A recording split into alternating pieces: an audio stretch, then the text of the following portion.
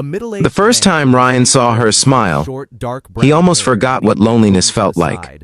For 2 years, loneliness had been his shadow. It followed him through the grocery store aisles in Columbus, Ohio, where he compared cereal prices while his 5-year-old son begged for the colorful box.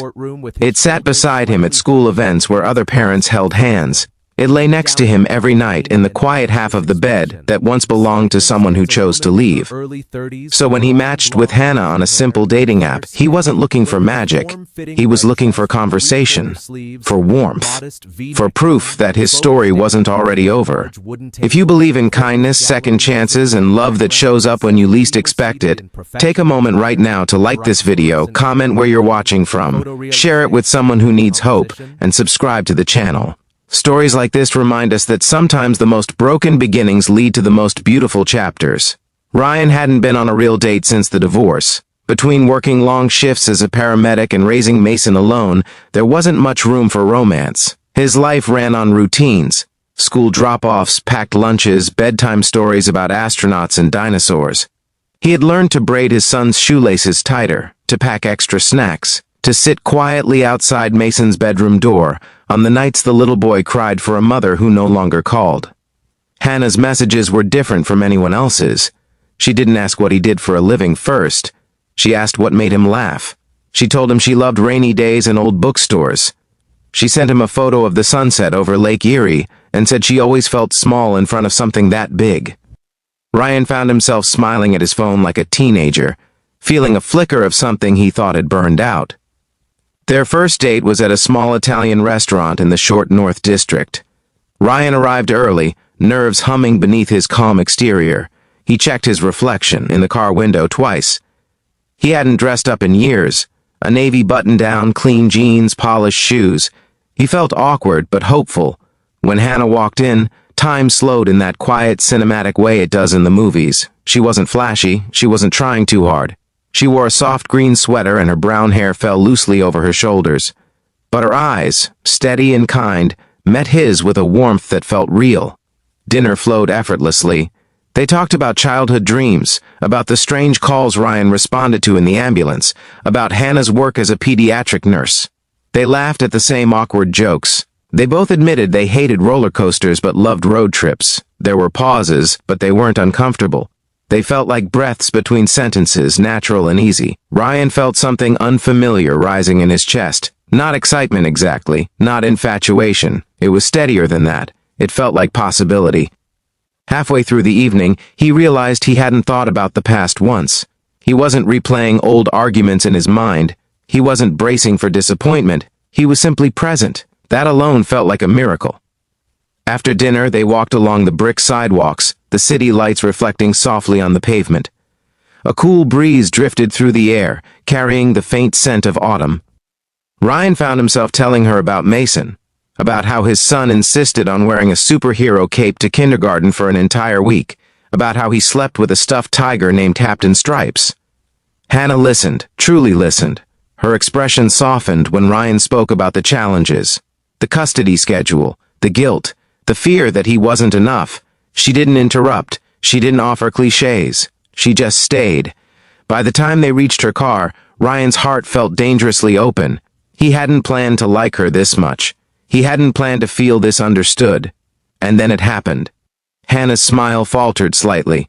She looked down at her hands, then back up at him. Her voice dropped to almost a whisper. She told him he could leave, if he wanted to. She said she should have told him earlier. She was a single mom. For a moment, the world seemed to pause. Ryan felt his heartbeat in his ears. Not because she had a child, but because he saw the fear in her eyes. It was the kind of fear that comes from experience, the kind that expects rejection before it even arrives. In that second, he understood. She wasn't confessing. She was protecting herself. Memories flashed through his mind.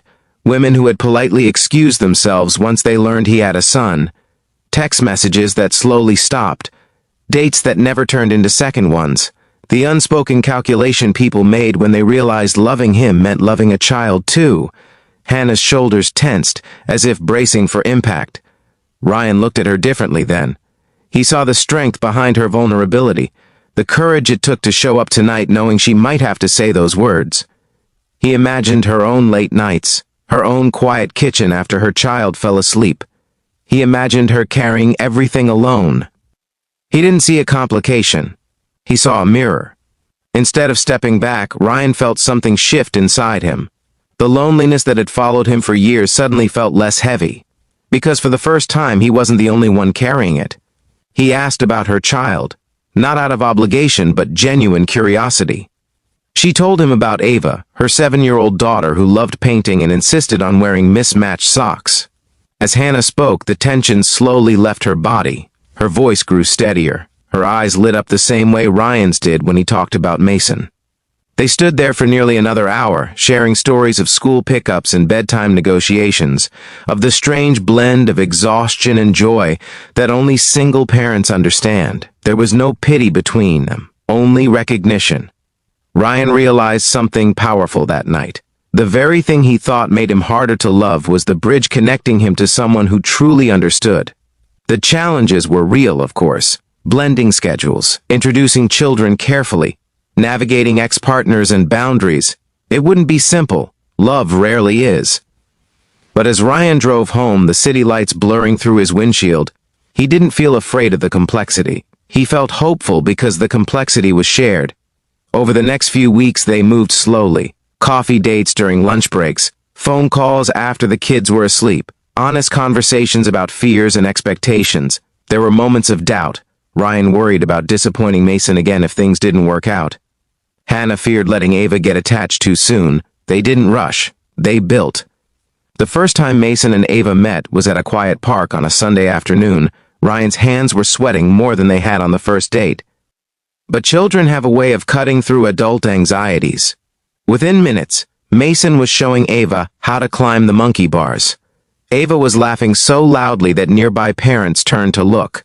Ryan and Hannah sat on a bench watching their children chase each other across the grass. There were no grand speeches, no cinematic declarations, just two parents observing something simple and beautiful unfold.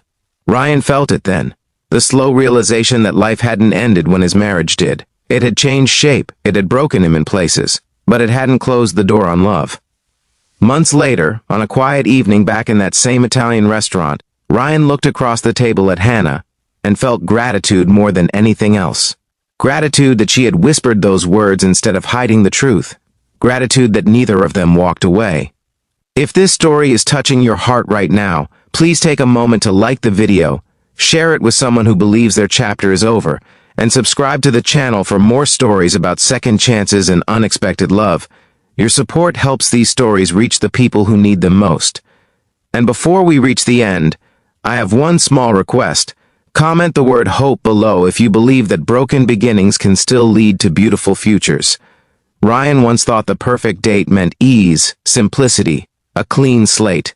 But he learned that perfection isn't about having no complications. It's about finding someone who understands yours because they carry their own. That night when Hannah whispered that he could leave, she thought she was giving him an exit. Instead, she opened a door. And sometimes, the most powerful love stories don't begin with fireworks or flawless timing. They begin with two tired hearts, standing in a parking lot in Ohio choosing not to walk away.